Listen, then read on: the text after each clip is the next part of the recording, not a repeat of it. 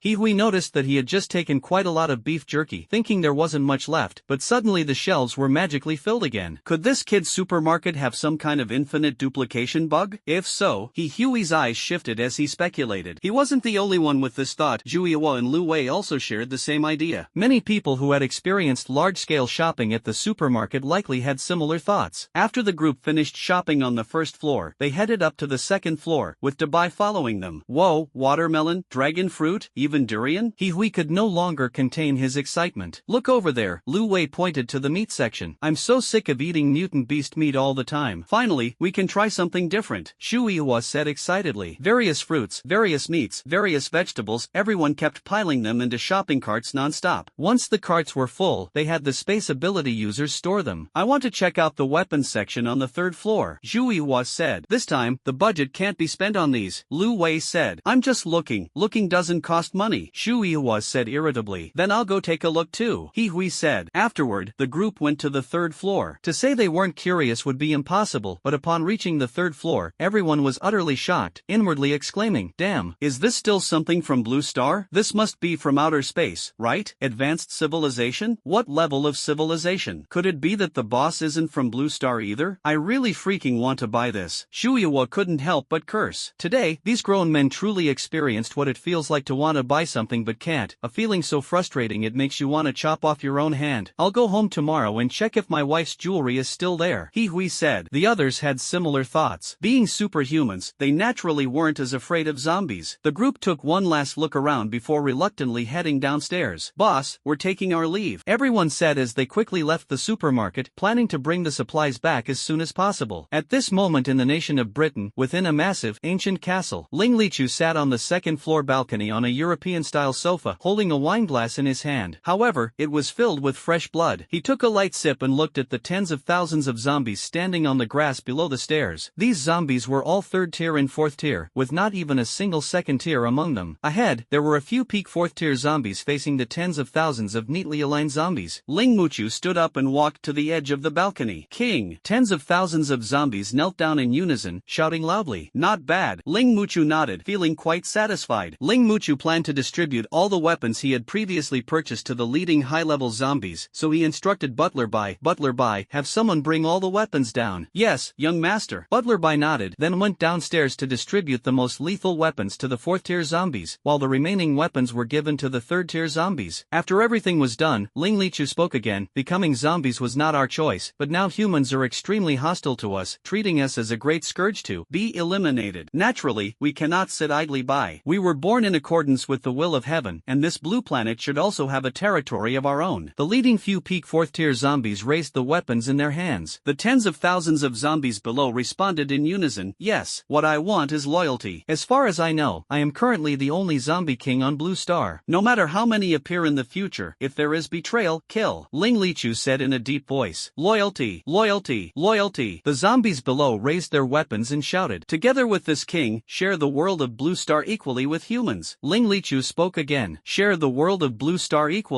The zombies chanted over and over again. It's just that some 3rd tier zombies haven't regained their intelligence yet and can only follow the lead of other 4th tier zombies, shouting incoherently. You all arrange for them to head to various zombie territories. Ling Lichu said to several peak 4th tier zombies below. During this time, the zombies under Ling Lichu's control had already established bases in many places and were still expanding. Yes, king, the several 4th tier zombies responded in unison. Ling Muchu turned his head and sat down on the chair again. Housekeeper Bai, in a few days, I plan to return to Xia country again. You should also find some valuable items to take with me. Yes, young master. I will go and prepare right away. Housekeeper Bai replied. Ling Muchu nodded and continued drinking the bright red blood in his glass. 3 days later. These days, the supermarket hasn't had much business. Every afternoon, Yzia goes to the 4th floor and tries all the different coffees. For now, he has no plans to touch the energy coffee again. The temperature has also dropped now, with daytime highs at 56 degrees and nighttime lows around 43 degrees. Those who came to the supermarket to shop have also been out hunting zombies these days. Those with abilities even go into residential areas, searching house by house. The Hongxing base was no exception. He even took several high-level ability users and left City A, heading to the now abandoned Jade Mine area to occupy it. They began establishing a new base nearby, continuously transporting ordinary people there to build and mine for them. At 7:30 in the evening, Yzia closed the supermarket door and was about to take a walk with Dabai, planning to visit the royal palaces and mansions from centuries ago. But just as they entered the urban area, they suddenly saw a large, dense swarm of something in the distant sky rapidly flying toward Yzia. Bats! Yzia stared intently and murmured in slight surprise. Boss, so many bats. Dabai also looked up at the sky, watching as at least 100,000 bats came, blotting out the sun. Yzia continued walking forward with Dabai, but within just a few minutes, the sound of commotion echoed all around. At this moment, from tall buildings, alleys, and sewers, in short, from all directions, tens of thousands of mutated rats suddenly swarmed out, each with blood-red eyes and massive bodies. Even the manhole covers of the sewers were forcibly pushed open by these mutated rats. Strange. Yzia looked around. Those mutant rats actually treated them as if they were invisible, showing no intention of attacking. Boss, what's up with these mutant rats? Why are they appearing in such large groups? Are they rushing to some kind of gathering? Dabai scratched his head as he spoke. Yzia didn't answer, as he didn't know either. At that moment, a mutant rat, half a meter long with a shriveled and slender body, suddenly leaped swiftly over the rat swarm and lunged straight at Yzia. But in just an instant, a piercing squeal of a mouse was heard. Squeak! Big White slowly lowered its raised hand. The mutated mouse had already been slapped by Big White, flying to the nearby wall, where even the wall showed spiderweb-like cracks. The mutated rat's entire body had been flattened, slowly sliding down the wall, with inexplicable blood and flesh squeezed out from both its head and tail, leaving a striking bloodstain on the wall. The rest of the mutated rats, even if they saw it, continued to charge forward as if oblivious. There are always those who don't know their place, Dabai said disdainfully. I'll go up and take a look. You wait here, Yzia said. Yzia's figure flickered, and when he reappeared, he was already in mid-air, with the entire city district of a city beneath him. The more Yzia observed, the more puzzled he became. What he saw was not just mutant rats, but also birds in the parks and woods, as well as elephants, lions, and tigers that had mutated and escaped from the zoo. Even the large mutated insects on the ground were all collectively heading flooding out of the city. Yzia closed his eyes, and his psychic abilities gradually encompassed several surrounding city districts, finding that the same was happening elsewhere. Dabai nodded. After a while, he opened his eyes again and murmured, could it be that the entire blue star is like this? Yzia disappeared into the air and returned to the ground again. How's the boss? Dabai asked. It's the same as here. Let's go, we'll head back to the supermarket first, Yzia said. Dabai nodded, but just as the two took a step forward, the ground suddenly began to shake, and the tall buildings in front of them started swaying from side to side, becoming increasingly violent. Yzia quickly grabbed Dabai's shoulder and flew into the air. Several streetlight poles instantly collapsed, cracks began to appear on the ground, and the tall buildings tilted in an instant before crashing down with a loud roar. In an instant, dust filled the air, and chaos reigned. Some mutant beasts and humans who didn't manage to escape in time were all buried under the rubble. Even some low-level ability users and zombies couldn't survive. Bang, bang, bang. Among them were some people who had bought supplies at Yzia's supermarket who also perished in this massive earthquake. 6 minutes later, the tremors gradually subsided, and most of the high-rise buildings on Blue Star had turned into ruins during this time. Fortunately, there were many ability users in the base, and everyone used their abilities to protect it. The official base was constructed with special materials, so it wasn't significantly affected. But private bases, even with many superhumans, were more or less affected. Some coastal areas even experienced tsunamis, with 100-meter-high waves crashing down, directly submerging entire cities. Survivors were extremely rare. On the high seas, atop a solitary island, silver liquid once again emerged from the blue sphere, condensing into a human form, though its expression was grim. What happened? Yzia asked in a deep voice. At this moment, two men, also entirely silver in appearance, immediately flew over from a short distance and knelt on one knee below Yzia. These two were subordinates who had accompanied Yzia to Blue Star this time, one named Mu Qing and the other Mushi. Lord Yzia, a massive earthquake has struck the entire Blue Star. Our small island has already been submerged in the sea, and it will likely take a few days for the seawater to recede, Mushi said.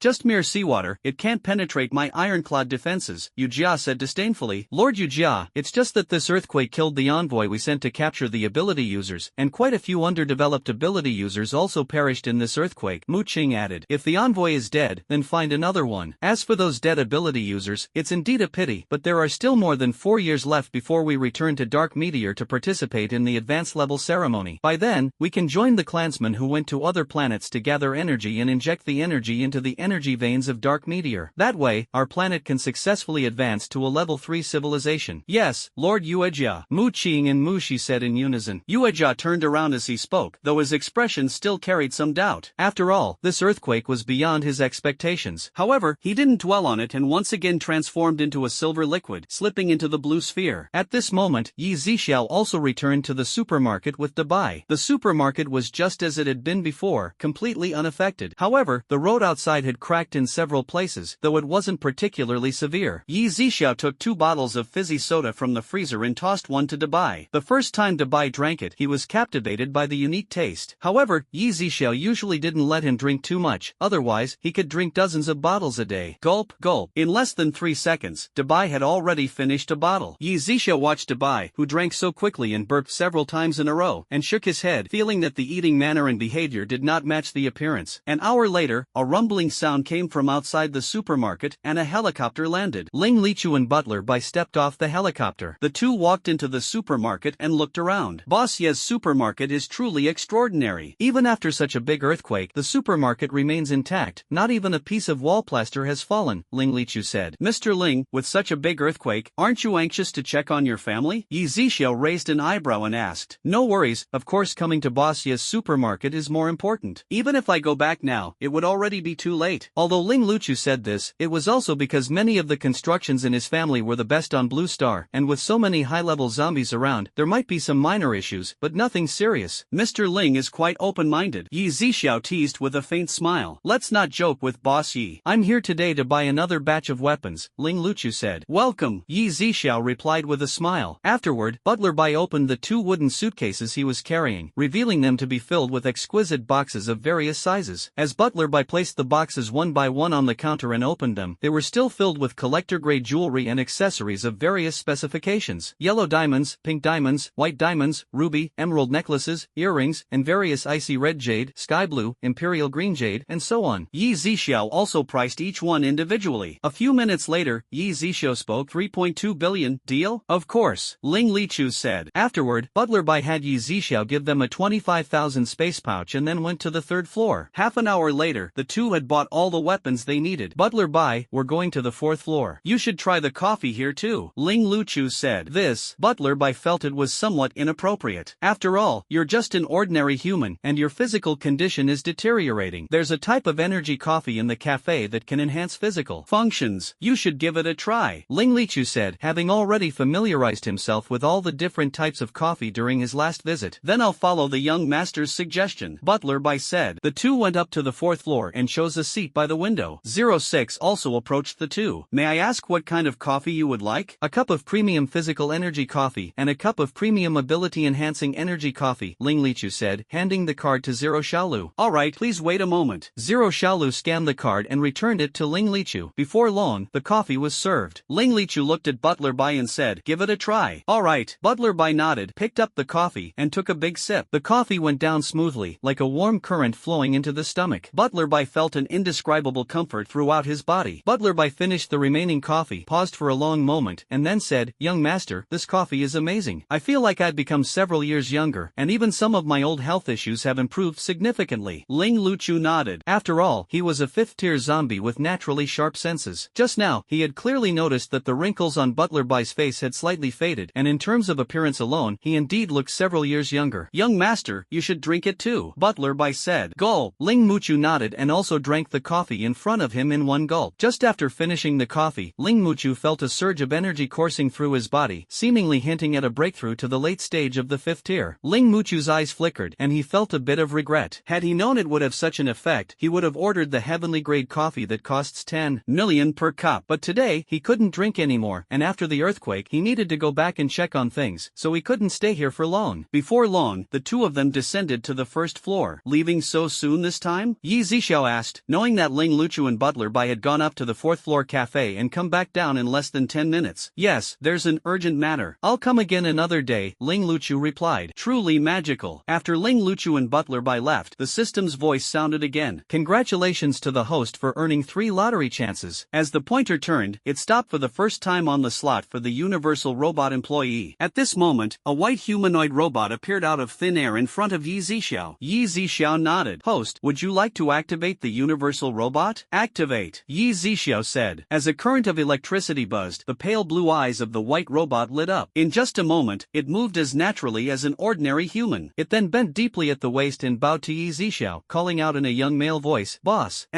What's your name? Yzia asked. Boss, my name is Xing Ming. Can you cook? Yzia asked again. Yes, boss. I'm an all-purpose robot, Xing Ming replied. Alright, that was a bit of a rhetorical question. Then you'll be in charge of the weapons area on the third floor. If you're not busy, you'll also handle the 3 daily meals, Yzia said. Okay, boss, Xing Ming replied. Are you familiar with the items in the supermarket? Yzia asked again. Yzia, boss, I am very familiar with the price and function of every product. That's good. Go to the third floor now. I'll have Dubai call you when it's time to cook. Oh, this is Big White, also one of us, Yzia said, pointing to Big White next to the counter. Xing Ming followed the direction of Yzixiao's finger, then stepped forward, extended his hand, and said, Big White, hello. My name is Xing Ming. Big White was momentarily stunned but immediately extended his hand as well. After Xing Ming went up to the third floor, Yzixiao started the lottery again. As the pointer turned to a stop, it landed on 30 level 10 crystal cores twice in a row. Yzixiao absorbed them, and his cultivation level also advanced by a small realm, reaching the mid-stage of level 11. Meanwhile, in a secret underground detention facility of the Xia Kingdom's government, Xiong Shengda sat on a specially designed chair, his hands and feet shackled with special metal cuffs. Any slight movement would trigger a strong electric current, causing his entire body to feel as if pierced by needles. During this period, although the authorities have interrogated him rigorously, trying to learn about extraterrestrial civilizations, the information obtained has still been of little use. At this moment, the specially made metal door was opened, and a man standing 1.95 meters tall, with a burly build and resolute features, walked in, holding a black circular object in his hand. This burly man was named Yang Long, a dual-element ability user of lightning and metal, assigned by the authorities to guard and interrogate Xiong Shengda. What is this? Yang Long asked. This is... Xiong Shengda looked at the black object, which was continuously flickering with a silvery white light, and hesitated to speak. Speak! Yang Long shouted. This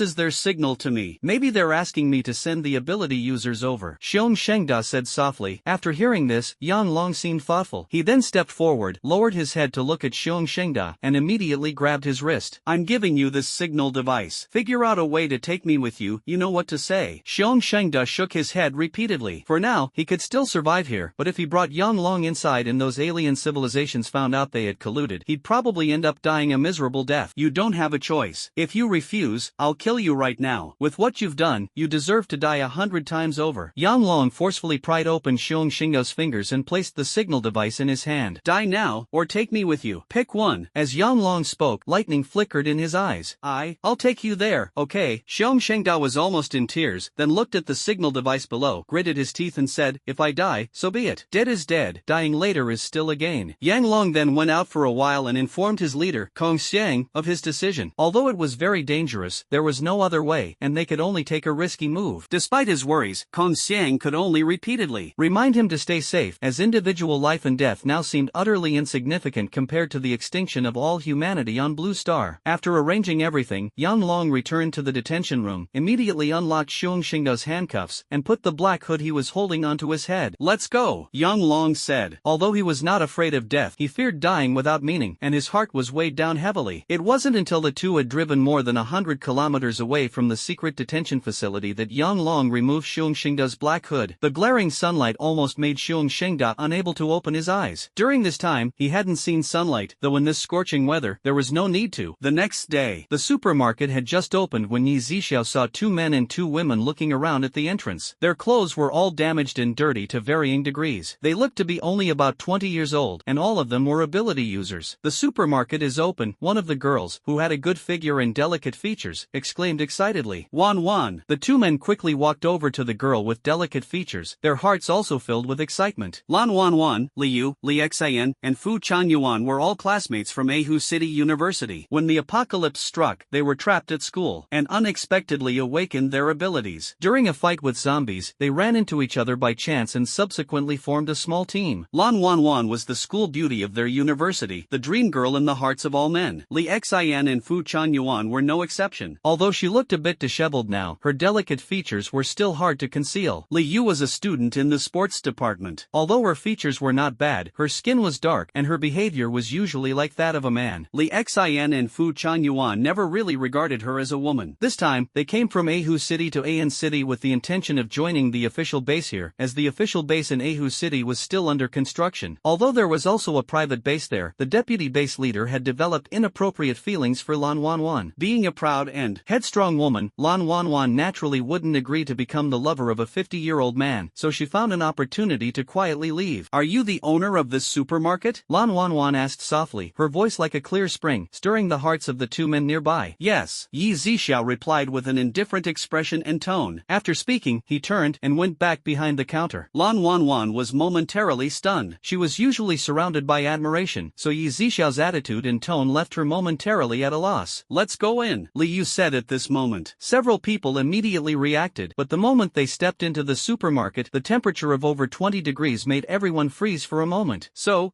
cool, Li Xian exclaimed with a face full of surprise. The others were also astonished, not only by the huge temperature difference but also by seeing up close the food they hadn't eaten for several months. They had traveled all the way from Ahu City to this place, overcoming numerous obstacles along the way, yet nothing had stirred their hearts as much as this moment. There are supermarket rules written here, you can take a look. At this moment, Dabai also came down from the second floor and reminded them. The group turned their heads upon hearing the voice and saw Dabai. Following Dabai's gaze, they noticed the notice above the counter, which listed the rules and the types of goods available on the currently open floors. I have 2 level 1 crystal cores here, Li Xian said as he took the crystal cores out of his pocket. I have 1 level 1 crystal core and 1 level 2 crystal core. Fu Chuanyuan also took them out and placed them on the counter. These were all crystal nuclei they had obtained not long ago by killing zombies. The ones from before had already been absorbed to enhance their abilities. No one had expected to come across such a well-stocked supermarket at this point in time. Lan Wan looked down and found that she didn't have a single crystal nucleus or anything valuable on her. She felt extremely embarrassed. She had originally owned a necklace, but it had been lost during the continuous days of rushing around. It's okay, we're all part of the same team. What's ours is yours, Li Xian said. Exactly, Wan, don't worry about it, Fu Chuanyuan also reassured her. At this moment, Liu took off a jade button from her neck, placed it on the counter, and said, Boss, how much is this worth? Yzia picked it up and placed it on the pricing machine. 900 200 yuan, Yzia said. Then, boss, exchange mine together with theirs to buy supplies. Alright, a total of 1,200 yuan, you can go pick out supplies now, Yzia said. Li Yu, impressive. I didn't expect you to have something so valuable on you, Li Xian said with a smile, raising his hand to pat Li Yu on the shoulder. Just lucky. Alright, hurry up and pick out some food. Li Yu quickly walked away without showing any emotion. Because of his dark skin, no one noticed the slight blush on his cheeks. Time to pick food. I haven't had a full meal in ages. Li Xian followed closely behind. Fu Changyuan shook his head and also started wandering around the supermarket with Lan Wanwan. After a while, Li Xian looked at the shopping cart. A bag of rice, a bag of flour, a small barrel of oil, instant noodles, compressed biscuits. This is enough for us to eat for a long time. There's still 190 yuan left. You two girls, see if there's anything you like. Li Yu also walked to the wall and picked up 2 packs of sanitary pads and a bag of toilet paper. There's still 70 left. Wanwan, see if there's anything you like to eat? Fu Changyuan asked. Lan Wanwan looked at the second floor. Why don't we go take a look upstairs? Alright, I'll follow your lead, Fu Changyuan said. The 4 of them went up to the second floor, and the sight of the fruits immediately left everyone stunned. Lan Wanwan covered her mouth and only managed to speak after a long while. Such fresh fruits, such fresh vegetables. Oh, heavens, how could I only now come across such a supermarket? Li Xian suddenly knelt on the ground, crying bitterly. Why don't we use the rest of the money to buy fruits? I have spatial abilities, so they won't spoil, Lan Wanwan said. Alright, Fu Changyuan nodded, and the other 2 also nodded in agreement. Li Yu, you contributed the most money this time, so you choose, Li Xian said. Lan Wanwan was stunned. Usually, Li Xian prioritized her in everything, but this time he let Li Yu choose, which made her feel somewhat disappointed. Then I'll choose? Li Yu said with a smile, her gaze shifting to Li Xian and the other 2. Xiaoya, you go ahead and choose. Lan Wanwan forced a smile and said, bananas. Li Yu said as she broke off 4 bananas and placed them in the shopping cart. Picked up 4 more oranges, and a bunch of the cheapest grapes. 70 yuan, just right, let's go downstairs. Li Yu said happily, not noticing Lan Wanwan's slightly reluctant gaze toward the peaches and watermelons nearby. The 4 of them arrived at the shopping cart area, and Lan Wanwan stored all the items inside into her own space. Having a teammate with spatial abilities is great. From now on, we won't have to worry about food spoiling after shopping at the supermarket, Li Xian said cheerfully. The 4 people walked to the entrance of the supermarket, bowed slightly toward Yzia, and said in unison, thank you, boss. Yzia also slightly curled his lips and nodded. Not long after the 4 left the supermarket, Fu Changyuan spoke up. How about we look around nearby to see if there's a place we can barely stay in? Now that we have supplies, if we go to the base, will they make us hand everything over? Now that there's a supermarket like this, I think we don't necessarily need to go to the base for the time being. This way, I can also find more valuable things to trade, and with the traded items, we can eat however we want. It's more free, Li Xian also said. Li Yu and Lan Wanwan also nodded and said, we agree too. The group didn't stop walking until they reached a large neighborhood with many villas. Among the 50 or 60 villas, the 4 of them only found one that was somewhat livable. However, the 3rd floor at the top had half collapsed, and the lower floors had spiderweb-like cracks. Still, it was somewhat usable. At least the 1st floor, 2nd floor, and basement were habitable. However, all the hanging lamps, glass cabinets, red wine in the wine cabinets, glassware, porcelain, and so on had fallen to the ground and shattered into pieces. In the garden, there were still ghastly white bones left behind after the previous owner was eaten by zombies. Let's clean these up. We'll stay here for the time being, Li Yu said. I'm already hungry. Let's eat something to fill up before we start working, Li Xian said. Li Xian is right. We're all hungry now, so let's replenish our strength first. Lan Wanwan spoke as she took out the 4 bananas from her space, handing one to each person, along with 4 compressed biscuits and the cups that each of them had used earlier. Fu Changyuan, who had water-based abilities, immediately filled everyone's cups with clean, clear water. This is so delicious, Li Xian exclaimed, enjoying the banana as the sweet and fragrant taste of the fruit filled his mouth. Although Lan Wanwan hadn't been particularly fond of bananas in the past, she now thought the flavor was absolutely incredible. Several people were eating voraciously. During this period, they had been eating only mutant beast meat. Due to the high temperatures, even wild grass was unavailable, and they had to eat the sour, tough mutant beast meat every day. Fortunately, Fu Changyuan had water-based abilities, otherwise, even going to the bathroom would have been difficult. After finishing the bananas, they opened the compressed biscuits. I didn't expect these compressed biscuits to taste so good, Li Yu suddenly exclaimed in surprise. It was only then that they noticed the packaging, which stated that each biscuit had a different flavor. There were milk flavors, fruit flavors, and many kinds of fruits. Among them, the strawberry-flavored biscuits even contained freeze-dried strawberries. A few people felt that even before the apocalypse, they had never tasted such delicious cookies. Before long, after finishing their meal, it took them more than 2 hours to tidy up the house. The four of them sat on the soft leather sofa, suddenly feeling that life was full of hope. At this moment, Li Xian quietly took something out from behind and held it in his hand. "Guess what I found?" Li Xian said with a big smile. "Something valuable? Gold and silver jewelry?" Li Yu blurted out. "Not fun, you guessed it right away." Li Xian spread his hands, revealing a gold necklace and a diamond ring. "Wow, you're amazing." Li Yu gave a thumbs up. "Amazing," Fu Changyuan said. Lan Wanwan also gave a thumbs up. "Let's each have a bucket of instant noodles. After eating, let's go to the nearby villas to see if there's anything valuable left," Li Xian suggested. "Alright," the group nodded one after another. Several people started a fire in the yard using those already dried branches and boiled water. One person held a small stainless steel bowl, smelling the aroma of instant noodles, and suddenly felt that everything was worth it. In the past, Lan Wanwan was considered a rich girl, and her family usually wouldn't let her eat such things. Now, she felt this was the most delicious food in the world. Brr! Li Xian let out a burp, having drunk every last drop of the noodle soup in the bowl, and the others were the same. Then, several people began a thorough search for valuable items in the nearby villa area. However, due to the collapse of the villas and the subsequent fall of high-rise buildings burying the villas underneath, valuable items were either buried or shattered into pieces, making the search extremely difficult. "Look, there are 2 people buried underneath here, but they are already dead," Li Yu hurriedly shouted to the others nearby. In fact, Li Yu wasn't too surprised by this situation. She was eager to call them over because she had discovered a lot of rice and flour scattered on the ground. 3 people came over and also removed the stones and bricks, pressing down on the 2 men. They discovered that the men were still holding on to half a bag of rice and flour, while the older man was clutching a few necklaces and rings. "Do you think these 2 also went to the supermarket to buy things?" Lan Wanwan speculated. "Yes, Wanwan, you're right. Now that we've taken their stuff, let's bury them. Consider it a gesture of gratitude," Fu Changyuan said. "Alright," everyone nodded in agreement. Then, they dug a large pit under a tree in the small courtyard and buried the 2 men beneath it. These 2 people are actually He Fenggu and He Jiayan, father and son. When the earthquake struck, they were still in the basement, but as soon as they grabbed a few things and ran to the living room, they were crushed under the collapsed house. If they had been ability users, they might have had a chance to escape, but they were just ordinary people and ultimately perished in the earthquake. Lan Wanwan and the others searched for another 2 hours but only managed to find a gold bracelet. Still, this trip could be considered quite fruitful, as the items from He Fenggu and his son alone were worth tens of thousands. "Let's go back and rest. We'll look elsewhere tomorrow," said Fu Changyuan. "Alright," everyone nodded. 6 days later. During these 6 days, the supermarket didn't have much business. It wasn't until 8 p.m. on the 6th day that Yzia from the official base of City A arrived at the supermarket with a spatial ability user. "Boss Yi," Yzia shouted. "Officer Zhu." Yi Zixiao also nodded and called out. With a glance from Yzia, the spatial ability user immediately retrieved the items from their space and placed them on the counter. The box was opened, revealing mostly gold and silver, along with some diamond jewelry and a few small gold bars. 300,000 in total. "Are you buying weapons this time?" Yi Zixiao asked, as he had overheard them muttering last time before leaving that they would definitely buy some unseen weapons on their next visit. "Boss Yi, to be honest, this money was pulled together by a few leaders in my base. The recent earthquake has left many people in nearby cities homeless, and they've all come here hoping to join the base. We're really stretched thin," Yzia said with a shake of his head, letting out a deep sigh before turning to purchase supplies. Yzia shook his head as he spoke, letting out a deep sigh, and then turned to buy supplies. Yi Zixiao nodded. In recent days, Dabai had often gone out and brought back some news, so he naturally knew a bit about the situation. Previously, there were large families with supernatural abilities, and some smaller families chose not to join the base. After the earthquake, they were left homeless. While the individuals with abilities themselves might not mind, they still have ordinary family members, and currently, joining the base is their best option. After all, they fear the trouble of another earthquake occurring, and at least the base offers some security. Moreover, food is scarce now, and somehow they heard that joining the base means they can have porridge. This time, over 10,000 people arrived, and, even though the base has been expanded, it still cannot accommodate all these people. For a while, the area outside the base was crowded with people. The officials naturally had to recruit those with abilities, but they couldn't ignore their families either, so the supplies were completely insufficient. Before long, Yzia finished purchasing supplies, but apart from rice and flour, he didn't choose anything else, as these were the most practical items. Before leaving, Yzia suddenly turned around and said to Yi Zixiao, "Boss Yi, the day after tomorrow, there will be a barter event outside our base. You can come and take a look, you might find something you like." Hearing this, Yi Zixiao nodded and said, "That's a good idea, I'll come and check it out." He also admired Yzia for coming up with this solution, otherwise, relying solely on the official base would make it very difficult to support so many people. And in this way, it can attract quite a few people who are not part of the base but but have food in their hands to come and trade. Yzia is one of those major customers. If they know about such a supermarket, they can also become self-reliant by going out to find valuable items or killing zombies, which would be a win-win situation. After all, the primary task of ability users who join the base is to kill zombies and mutant beasts. In this way, even ordinary people can work together to kill some low-level zombies for the sake of food. However, if the authorities were to announce this matter, these people would inevitably have many other thoughts, such as expecting the authorities to foot the bill or suspecting that the supermarket was set up by officials with ulterior motives. Therefore, it's better for them to unintentionally learn about it from others and then find ways to come to the supermarket themselves. The next morning, Lan Wanwan, Fu Changyuan, and the other two once again went to the supermarket. They had heard that the official base would hold a barter event tomorrow, so they planned to exchange more food and take a look around. If they happened to come across something valuable, they could make a big profit through buying and reselling. Boss, could you take a look at these items and tell us how much they're worth in total? Lan Wanwan took out the jewelry and accessories they had found over the past few days from her spatial storage. They had killed quite a few first-tier and second-tier zombies and mutant beasts, but the crystal cores had all been used to enhance their abilities. After all, the gold, silver, and jewels they had found were enough to sustain them for quite some time. Now, they were all mid-stage second-tier to early-stage third-tier ability users, and improving their strength was the most important thing. Altogether 51,000, Yzia said. When the group heard the price, they exchanged glances, their faces lighting up with joy, barely holding back from shouting in excitement. Hurry, let's go pick out supplies, Li Yu said. Several people pushed shopping carts and began placing supplies into them continuously, but they weren't buying randomly. Bags of rice weighing 50 pounds each and plenty of flour were chosen, but they also bought quite a few smaller bags of rice weighing 5 or 10 pounds, as well as some flour ranging from 1 to 5 pounds. Additionally, they picked up a lot of instant noodles, compressed biscuits, jerky, sausages, canned food, and some dried red dates and goji berries. Before long, the four of them went back to the second floor, where they bought plenty of eggs, various meats, fruits, and vegetables. This time, Lan Wanwan also picked out quite a few of her favorite fruits. Why don't we go check out the third floor? Wanwan only has storage space, but if there's a weapon, it could also be used for self-defense, Fu Changyuan suggested. Li Xin and Li Yu also nodded. Not only because they are teammates, but also because Lan Wanwan currently has all their supplies stored in her space, which cannot be lost. Welcome. What kind of weapon do you need? The four had just reached the third floor when they were startled by the sudden voice. Turning their heads, they were so frightened that they took a few steps back. Who are you? Li Xin stammered. I am the supermarket's employee robot, Xingming. Xingming displayed a professional smile. Robot, everyone said in unison. You scared me. Li Xin patted his chest and let out a sigh of relief. Look quickly, these weapons are so peculiar. Lan Wanwan suddenly shouted. It was only then that they noticed the long knives gleaming with a cold light, as well as the futuristic firearms. Do you all have a feeling? Li Yu hesitated and looked at the others, asking. Is it like we've traveled to a high-tech advanced civilization planet? Fu Changyuan asked. Yes, this is the feeling. So unreal, Li Yu said. Lan Wanwan was the first to walk up to a long sword capable of releasing lightning. Thunder-attracting sword. Lan Wanwan murmured to herself. Looking at this purple and white long sword, she liked it in her heart, but after glancing at the price, she showed a troubled expression and said, it's just this price. At this moment, the three of them stepped forward, looked at the prices, and saw there were 4 qualities: inferior, medium, superior, and top grade. Even the lowest quality cost over 10,000. We still have 15,000, just enough to buy the inferior thunder-attracting sword. Why don't we get it? Fu Changyuan suggested. Lan Wanwan thought for a moment and then nodded. Although the inferior thunder-attracting sword wasn't as radiant as the superior or top-grade ones, it was still very attractive. Does the customer need this inferior thunder-attracting sword? Xingming asked from the side. Yes, Lan Wanwan nodded. Xingming took down the thunder-attracting sword, then took out the sword case below and handed it to Lan Wanwan. Thank you. Lan Wanwan looked at the long sword, feeling very happy in her heart. Usually, when she encountered danger, she relied on others to protect her. Now, she could protect herself. Let's go, let's head back. When we have more valuable items in the future, we can come back and buy better ones, Fu Changyuan said. Okay. Lan Wanwan nodded, and the others also nodded reluctantly. Not long after the group left the supermarket, 3 more people arrived. It was the Wanderer squad that had previously come to the supermarket to buy supplies. Captain Lu Kai, along with the other 2, Zheng Hao and Lu Haiming. Boss, the 3 said in unison. Lu Kai immediately pulled out a small handful of tangled gold and platinum necklaces and bracelets from his pocket, along with a round ring wrapped in the middle. This is what we've found recently. Boss, take a look and see how much it's worth, Lu Kai asked. Yzia placed these items together on the pricing device. 29,000 yuan. Deal? Yzia nodded. Deal.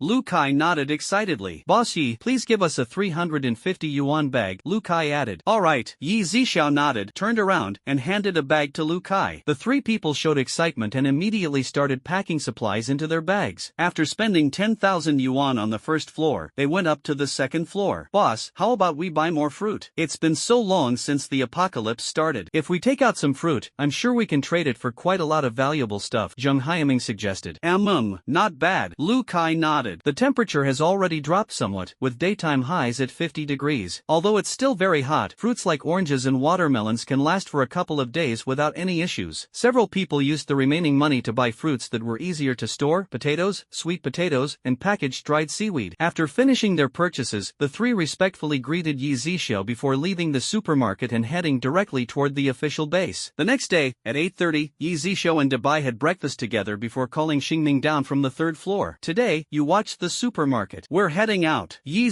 said. Okay, boss. Xingming nodded and stood by the counter. Dabai nodded, unable to hide the excitement on his face. Walking out of the supermarket, Yzia directly grabbed Dabai and used spatial abilities, arriving in an instant near the official base. Although there was still some distance, the noisy sounds could already be heard. After walking a little further, they saw a dense crowd of people, including vendors and groups lingering in front of various stalls. Even people from the Hongqing base came to this barter fair. If it weren't for knowing that the apocalypse had been ongoing for several months, one might have thought they had returned to the bustling markets before the apocalypse. Dabai's eyes sparkled with excitement. He loved lively scenes, and Yzia knew this, so he had already made up his mind. Once they returned, he would let Dabai go out and train on his own. I have crystal cores here, and I can exchange them for food. I have famous paintings here, and I can exchange them for food or crystal cores. Most of the stall owners were shouting to attract customers, but suddenly an abrupt voice rang out. I have food here, and you can exchange it for any valuable items. Everyone else was exchanging items for food, but it was the first time they had seen someone offering food in exchange for other things. The person shouting was none other than the traveler team of Lu Kai and his two companions. Everyone gathered around, and Lu Kai calmly unfolded the cloth wrapping fruits, rice, flour, potatoes, and biscuits. Am I seeing things? Is that a watermelon? And oranges? A man in his 60s, though weathered by time yet dressed impeccably, asked in astonishment. A girl around 18 years old squatted down to take a closer look, then looked up excitedly and said, Grandpa, you're not seeing things, these are all real. You three young men, I'll take all of these. Name your price, the old man said hurriedly. At this moment, the surrounding people also reacted and grumbled. If you take everything, what are we supposed to buy? That's right, I want this watermelon. I'll offer 3 second-level crystal cores. I'll offer 4 second-level crystal cores plus a gold chain. Another burly man hurriedly squeezed to the front, holding a gold chain weighing about 50 grams in his hand. The old man hesitated, indeed realizing that if he really sold it to someone, it would surely provoke public anger. At this moment, Lu Kai, Zhang Hao, and Lu Haiming exchanged glances, their hearts brimming with joy. Luke suddenly thought of something and said, setting up a stall here for bartering is all voluntary. What you exchange is also voluntary. If you come across a good deal, don't say you got the short end of the stick later and come looking for trouble with us. Of course. The burly man patted his chest as the others chimed in agreement. Alright, Zhang Hao nodded and said, besides watermelons, there are other things too. But this watermelon will be exchanged with this big brother here. Ha, smart choice. The burly man placed the crystal core and gold chain next to the watermelon, then eagerly picked up the watermelon, using his hands to split it open with a bit of effort. The bright red flesh and sweet fragrance immediately wafted into the noses of everyone nearby, making them all stare greedily and swallow hard. This is so good. I haven't had fruit in so long. The big guy was nearly moved to tears, wolfing down the watermelon in just a few bites. Even the rind didn't escape him in the end. The others watched anxiously, their hearts burning with envy. If it weren't for the official base's ability users patrolling nearby, they would have rushed up to snatch some for themselves. Young man, I only want 2 oranges. I'll give you this ring. The old man took off a green gemstone ring and handed it to Lu Kai. Although the three couldn't quite understand the jade, they could tell from the gold inlay that it must be very valuable. Sir, these 2 oranges are yours, Lu Kai said as he picked up 2 oranges and handed them to the old man. Thank you. The old man nodded, took the oranges, and left. I want the remaining 2 oranges. I want that bag of rice. I want that bag of flour. Everyone took out the most valuable items they carried with them. In less than 2 minutes, everything at Lu Kai's stall was snapped up. All gone? Everyone felt a wave of disappointment. There's more. At this moment, Lu Kai opened 2 large backpacks from behind once again. Watermelons, oranges, sweet potatoes, along with jerky, sausages, and canned fruits came into view of everyone present. I want this. I want that. Those who didn't manage to buy it before are now scrambling as if they'd been injected with adrenaline. In just 2 or 3 minutes, it sold out again. This time, there really isn't any left, Lu Kai said. Those who came upon hearing the commotion saw others holding all sorts of food in their hands and felt a deep sense of regret, wondering why they hadn't come earlier. Even the stall owners didn't manage to squeeze in and buy any food. They're out, but we have some, and quite a lot too, Liu shouted loudly from not far away. Everyone turned their heads and saw 4 young people standing there empty-handed. What? They have it too? Young lady, don't talk nonsense. Saying things like that will provoke public anger, a middle-aged woman said discontentedly. Don't believe me? Liu looked at Lan Wanwan. Lan Wanwan nodded, then sat down on the ground. Lan Wanwan waved her hand, and various fruits, snacks, eggs, as well as cured meat and sausages, several types of rice, noodles, flour, oil, canned meat, and canned fruits piled up like a small mountain in front of the 4 people. You're kidding. Everyone was stunned. Then they swarmed forward. Fu Changyuan, Li Xin, and Liu quickly stood in front. Do you believe it now? Liu said. Yes, we believe. Everyone nodded vigorously. Then line up. Take turns to exchange. If anyone doesn't follow the rules, they won't be allowed to buy again, Liu said. Everyone hurriedly lined up. I have 2 level 2 crystal cores and a gold ring here. See if I can trade them for something, a man said. Liu, standing nearby, handed the man a 10-pound bag of rice and a bunch of grapes. So much. Thank you,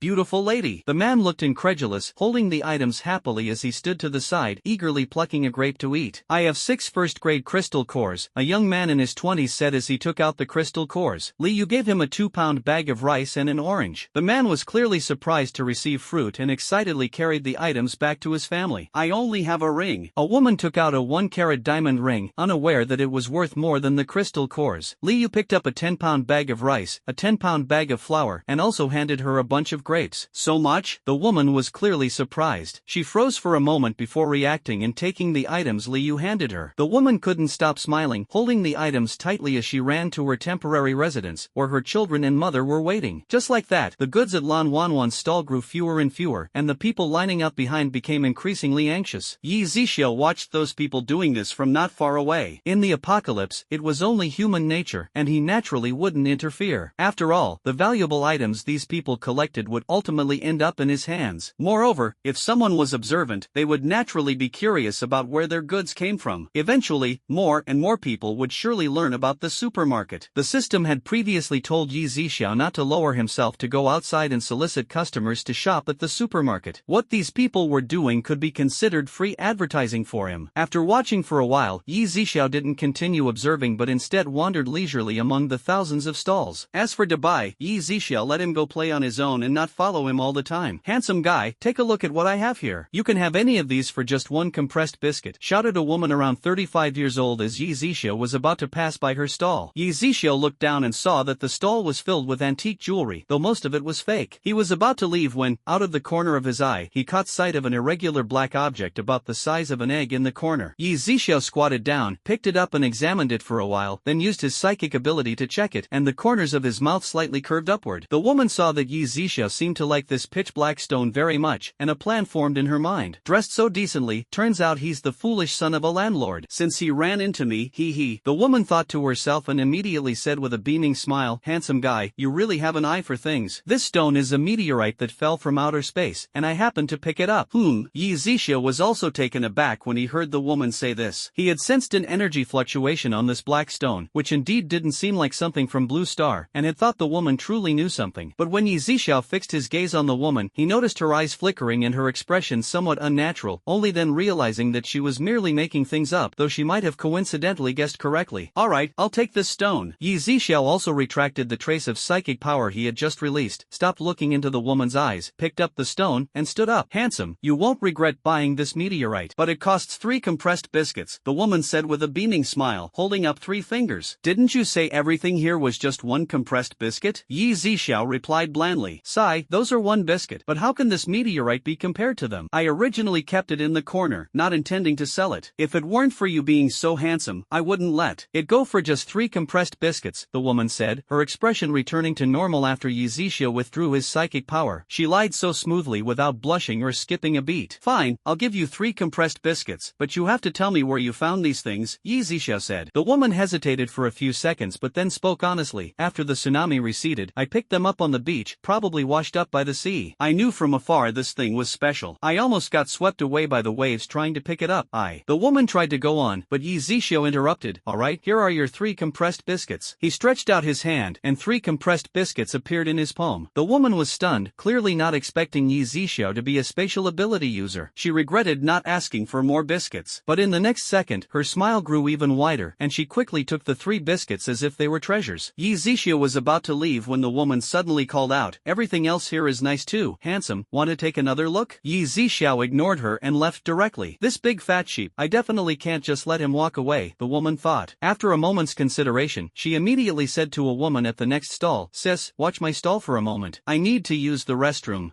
The woman at the next stall replied indifferently. As soon as the woman left, she quickly took a shortcut to another stall farther away. At this stall was a man in his 40s, wearing a black tank top. His skin was dark, muscles bulging, and his arms and face were covered in scars. The woman whispered in the ear of the scarred muscle man for a while. The more he listened, the more his eyes gleamed. "Alright, I got it. We'll keep an eye on his movements. As soon as he leaves, we'll follow," the scarred man said. The woman nodded and gently punched the man's shoulder, whispering, "If we take down this big fat sheep, I'll agree to whatever you want tonight." "Heh, not going to stay faithful to your dead husband?" the scarred man said, looking her up and down. "Ugh, don't mention him. Not only is he useless at night, he even let our supplies get stolen and lost his life. He's made my life miserable lately," the woman said with a resentful face. "Fine, when we get back tonight, I'll make sure you can't get out of bed for days." The scarred man squeezed her waist. The woman rolled her eyes at him and quickly returned to her stall. She wasn't stupid. This scarred man had been hinting at her all along, but she always played dumb or turned him down gently. She knew men didn't value women who were too easy, but as a woman, she needed someone to rely on. The muscle man was a peak tier 2 metal ability user, and now a big fat sheep had turned up. This was an opportunity. Yzia didn't use his psychic power, so he didn't know these two already saw him as a target. After wandering for a while, he really didn't see anything else he liked except for this stone. Just then, Yzia suddenly smelled blood. He looked over and saw, 200 meters away in a corner, a burly man dragging a mutated wild ox with blood dripping from its throat and tossing it to the ground. A closer look revealed a bloody hole in the ox's head. Its crystal core had already been removed. "Beef for sale. 1 tier 1 crystal core for 2 gene, 1 tier 2 crystal core for 15 gene," the burly man shouted. Many people crowded over. After the apocalypse, many animals mutated, and ordinary people or even low-level ability users couldn't always hunt mutated beasts. Although the meat of mutated beasts wasn't tasty, it was better than starving. Among them, mutated beef tasted the best, but it was rare. "Boss, I want 2 gene," a young man said, handing over a tier 1 crystal core. "Me too," people called out one after another. This ox weighed thousands of kilograms, and the 2-meter-tall burly man could carry it. Everyone guessed he must have awakened a strength ability, so they didn't dare make any trouble and queued up obediently. Yzia even spotted Dubai in the crowd, drooling at the mutated ox. Yzia walked over and lightly patted Dubai, who was focused on the beef. Dubai had been impatient, but when he turned and saw Yzia, he immediately put on a fawning face, blinking his big violet eyes and showing 8 neat teeth. "Wanna eat?" Dubai nodded eagerly, glancing at the beef being bought piece by piece, feeling anxious. Yzia shook his head, then said to the burly man, "I'll take the rest. 100 gene of rice, 100 gene of flour, and 3 watermelons." As he finished, Yzia waved his hand, and rice, flour, and watermelons appeared on the ground. The burly man was stunned, then immediately responded, "Alright, all the beef is yours." In this weather, the beef wouldn't keep, and rice and flour were far more practical, not to mention the 3 big watermelons. Even if Yzia only offered half, the man would have agreed. Yzia nodded, then waved his hand and stored all the beef in his spatial ability. He couldn't let Dubai show his fangs and feast in public. Those who didn't get any beef left disappointed, while others blocked Yzia's path. A pretty young woman in her early 20s blocked Yzia and shouted angrily, "Stop, you're way too selfish, buying it all. What are we supposed to get?" The other 5 nodded. They were angry but happy someone else spoke up. "It's barter. I can pay," and the boss agreed to sell. "It's a willing transaction. Who do you think you are?" Yzia replied bluntly, "You." The woman was so angry her cheeks turned red, but she couldn't say a word. Before or after the apocalypse, she was always well liked because of her looks, and no one had ever scolded her like this. "Young man, that's too much. Apologize to this young lady and share some rice from your space. If everyone gets a little, let's let it go," an old man around 60 said. Others nodded in agreement. "Yeah, the old man's right." The old man, seeing everyone backing him, added, "Young man, if you want to stay outside the base, you'll have trouble if you anger everyone. Kid, you insulted me, and I won't let this go." The woman had recovered and the ice ball in her hand began to grow, but before she could use her ability, Dubai darted in front of Yzia and slapped her away. "Pa!" The slap was so loud that people nearby felt their eardrums shake. "Get lost!" Yzia shouted. A wave of energy swept out, making the 5 clutch their ears in agony. "It hurts," they cried, as onlookers stared but dared not approach. After Yzia and Dubai Dabai walked dozens of meters away, the others felt better. The young woman had been knocked out cold, her body sprawled shamelessly in a most indecent pose. Except for the old man, the others quickly dispersed, still shaken by the conflict, which happened in a corner where patrolling base guards hadn't noticed. The old man waited a couple of minutes, then, seeing no one help the woman, swallowed nervously, picked her up, and carried her toward the nearby woods. 10 minutes later, the woman stirred, opening her eyes to find the old man's face sweating above her. Ah! Her scream pierced the sky, startling the old man. I'll kill you. I'll tear you to pieces, the woman screamed, an ice spike appearing in her hand and stabbing through the old man's neck. Ugh! The old man, stunned, looked down as blood spurted onto the woman's pale shoulder and dripped down. He collapsed, dead. The woman, feeling pain and hatred, pushed the corpse away and formed an ice blade. I said I'd tear you apart. She smiled, staring at the butchered flesh beneath her. And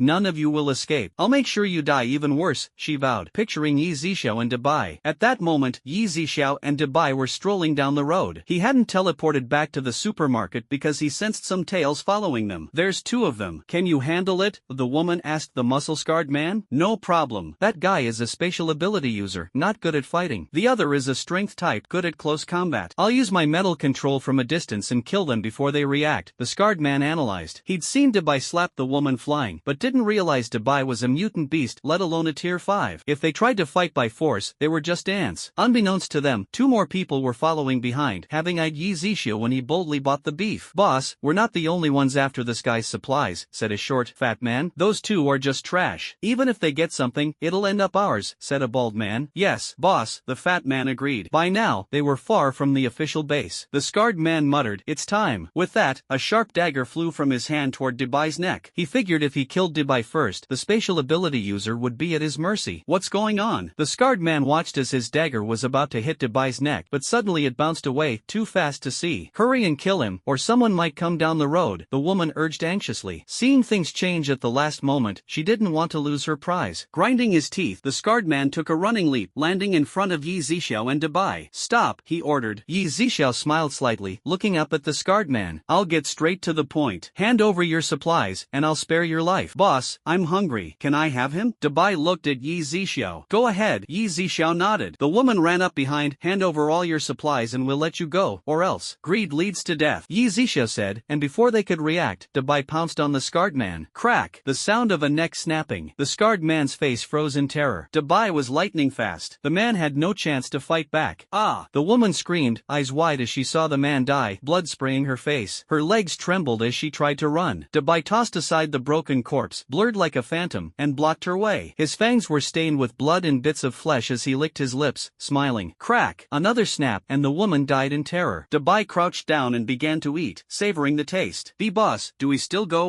The fat man asked. The bald man hesitated. Damn, what bad luck. Boss, who knew he had such a terrifying monster by his side? He looked so weak and gentle, but he's horrifying, the fat man said. The two quickly left. Yzia didn't chase them, at least they were smart enough not to risk it, or they'd just be Dabai's next meal. Once Dabai finished, Yzia used his spatial ability and took Dabai back to the supermarket. When Xingming saw Yzia return, he immediately greeted him at the door. Boss, you're back. Yzia nodded, then took the mutated beef from his space and set it outside the supermarket. Finish up and clean before coming in. Okay. Dabai nodded. Yzia entered the supermarket and said to Xingming, you'll make dinner tonight. Yes, boss. What would you like to eat? As he spoke, a menu appeared in front of Xingming, with all kinds of dishes and pictures. With Yzia's power level, he could go months without food, so he rarely asked Xingming to cook, just fruit now and then. Yzia looked over the menu, flipped a few pages, and said, grilled lamb chops, steamed beef, steamed king crab, shrimp and egg custard, and a winter melon soup. Okay, boss. What time should I serve dinner? Around 6 o'clock, Yzia replied. Xingming nodded and went upstairs to choose ingredients. Xingming was system sent and absolutely loyal to Yzia, so he had access to all supermarket supplies. Dabai, though registered as a staff member, could only stay long-term in the supermarket, not freely take things. Yzia had to take items from the shelves and put them in the kitchen for Dabai to use. At 5:50 p.m., Xingming finished cooking and came to the counter. Boss, dinner's ready. Yzia nodded. Dabai, upstairs, dashed down as soon as he heard, now in fresh clothes smelling of body wash. Earlier, his clothes were covered in blood, so Yzia had him clean up. Right after dinner, Lan Wanwan and her group arrived at the supermarket again. The barter fair outside the official base would last 3 days, and they planned to use their valuables from today to buy supplies and do more trading tomorrow. Lan Wanwan took out all her team's loot, odds and ends, jewelry, even a good number of crystal cores, powers, though they'd used most to upgrade abilities that afternoon. Boss, can you tell me the total value? Before long, Yzia said, 290,000. Want to trade? Yes, thank you, boss. Lan Wanwan and the others nodded excitedly and went to choose supplies. Then Lu Kai's group arrived. They'd planned to come earlier but had been delayed by a zombie encounter. Lu Kai took out the day's loot from his black messenger bag. There were no crystal cores. Ability users prioritized upgrading their powers, so they wouldn't use crystals for barter if they could avoid it. 210,000. Want to trade? Yes. Lu Kai's team grinned. The most valuable item was an old man's gemstone ring, worth 80,000. When the price came up on the machine, they were surprised a gemstone ring worth so much. They planned to give the old man a bag of rice if they saw him again. As they shopped, they ran into Lan Wanwan's group. Both teams recognized each other from the barter fair that morning, but pretended not to notice, each focused on their own shopping. The difference was that Lan Wanwan's group had her, a spatial ability user, so they bought fruits, vegetables, and grains to split. Lu Kai's group went for items easier to store. After they left, just a few minutes later, 19 people hurried to the supermarket's entrance. Everyone stared in shock. No wonder they had all that stuff, a middle-aged man said. Let's go in and check it out, another man said. These were all people from the barter fair, most not acquainted, just following the other teams all day. Actually, Lu Kai and Lan Wanwan had noticed, but didn't care. You can't hide forever. The crowd entered the supermarket, marveling at the bright, cool environment and the endless food. They itched to grab everything. Here are the supermarket's rules. Take a look, said Dubai, standing beside Yzia, who sat calmly in his massage chair behind the counter. Everyone snapped out of it, looked at Dubai, then the rules on the wall. Most were ability users, tier 1 to tier 2 peak. After reading the rules, some were happy, some sad. Boss, I have a ring. How much is it worth? A short, middle-aged man squeezed forward. Yzia took the ring, put it on the pricing machine. 500 yuan. Want to trade? Yes, yes, yes. The man nodded eagerly, then asked, Boss, can I get a regular bag? Sure, Yzia nodded. The man took the bag, beaming as he went to shop, while others watched with envy. Boss, I have a necklace. I have crystal cores. I have a watch. People crowded forward with valuables. Queue up, Dubai ordered. His voice wasn't loud, but everyone immediately straightened up. 830 yuan for this. Want to trade? Your crystals are worth 200 yuan. Want to trade? This is 1,360 yuan. Want to trade? As each person finished and went to shop, those with nothing of value were left with dark faces, unwilling to give up but not daring to make trouble. Only one tier 2 peak ability user, around 27 or 8, was desperate. He eyed the cigarettes and liquor. He'd loved those things before the apocalypse and hadn't had any in 2 months. Boss, can I buy on credit? I promise to bring you the crystal cores tomorrow. No, Yzia said coldly. I just want a pack of the cheapest cigarettes and a bottle of Ergwotu. I'm an ability user, I can kill tier 1 zombies easily. He tried to continue but Yzia cut him off. Don't you understand human speech? The man gritted his teeth. He always spent crystals to upgrade his power, never saving any, and now he regretted it. Fine, wait here. I'll go kill some zombies now. He stormed out to look for zombies. No one paid attention as he left. He searched everywhere, but found no zombies, only a mutant beast, but no crystal core. There were no zombies nearby because the zombie king Linglichu had left a scent here, and no zombies dared approach his territory. The more the man couldn't find, the more anxious he got. He was a fire ability user, impulsive by nature, and now his eyes were bloodshot. Damn it, it's just credit. Who dared refuse me before the apocalypse? He'd been a drunk, smoker, and gambler, causing trouble everywhere. Store owners used to give him credit just to avoid trouble. But when sober, the owners told him they'd only give credit if he had money, otherwise, they'd have called the cops. Now, desperate for a fix, he lost his mind. He ran back to the supermarket, slammed his hand on the counter. Boss, are you giving me credit or not? If not, don't blame me for being rude. Fire flickered in his eyes. Bang! Yzia just gave him a look, and the man was instantly blasted away, crashing to the ground, blood pouring from every orifice. So, if you can't control your power, it'll backfire, Yzia muttered. It was like going mad from cultivation. If I'm still hungry tonight, this will be a midnight snack, Yzia said to Dubai. Dubai's eyes lit up and he ran outside, squatting down to find the man still breathing, blood bubbling from his mouth. How dare you threaten the boss? Humph, I'll tear you apart. Dubai bared his fangs. Crack! All was quiet except for the sound of breaking bones and chewing. No one noticed, but behind a distant tree, a woman clenched her fists in hatred. I'll never let you go, she vowed, punching the dead tree before leaving. A few days later, thanks to the barter fair, more and more people knew about the supermarket. Over 50 people came to trade daily, and in a few days, turnover reached 58 million, with 2 big deals from the official and Hongqing bases. In the national base office, Shui Hansong and Jin Yefeng sat across from each other, troubled, brows furrowed. Sigh. One crisis after another, Shui Hansong sighed. Yeah, who would have thought the zombie king was so intelligent, able to conquer so many countries countries in such a short time, Jin Yefeng said. Now, the number of zombies is almost equal to humans. In the future, Shui Hongsong trailed off. Yes, there are many zombie king strongholds in our country. Rumor has it the zombie king is the former head of the Ling family, and their resources and weapons are beyond imagination, Jin Yefeng said. If his intelligence really matches humans, maybe we could negotiate with him. After all, the real enemy is the alien civilization. That's our common foe, Shui Hongsong suggested. Yes, but meeting the Ling family head won't be easy. We'll have to wait and see, Jin Yefeng agreed. Now, it all depends on whether Yang Long can infiltrate the alien core and figure out how big the gap really is. Shui Hongsong nodded gravely. According to Xiong Xingda, the aliens want to harvest our ability energy, but how and what exactly their plan is we'll have to wait for Yang Long to report back. I hope he's safe. I'll arrange for an investigation into the zombie king's whereabouts. If we can find him soon and reach an agreement, it'll help us face the alien threat, Jin Yefeng said, leaving the office. Little did they know that the Ling family head, Ling Lichu, was already at Yzixiao's supermarket. Boss Yi, long time no see. Ling Lichu greeted with a smile. It's only been a dozen days or so. You're joking, Mr. Ling. Is that so? Why does it feel like months? Maybe that's what they call one day apart feels like 3 years? Ling Lichu leaned on the counter, tilting toward Yzixiao. Yzixiao frowned. Mr. Ling, is this what you came to say?